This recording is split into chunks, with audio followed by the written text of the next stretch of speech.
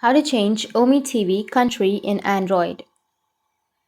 So if you want to change your OmeTV country in your Android, then what you need to do is first you just need to simply tap and hold on to your OmeTV application and go with the app info.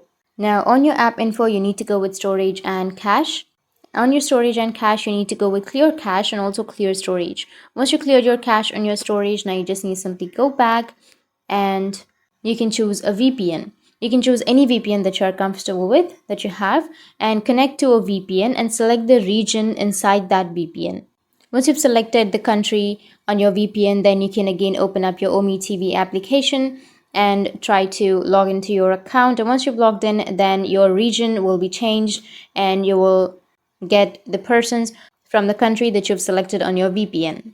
So by using your VPN, you will be able to change your country on your OmeTV. And if you have any questions, feel free to comment below. Thanks for watching.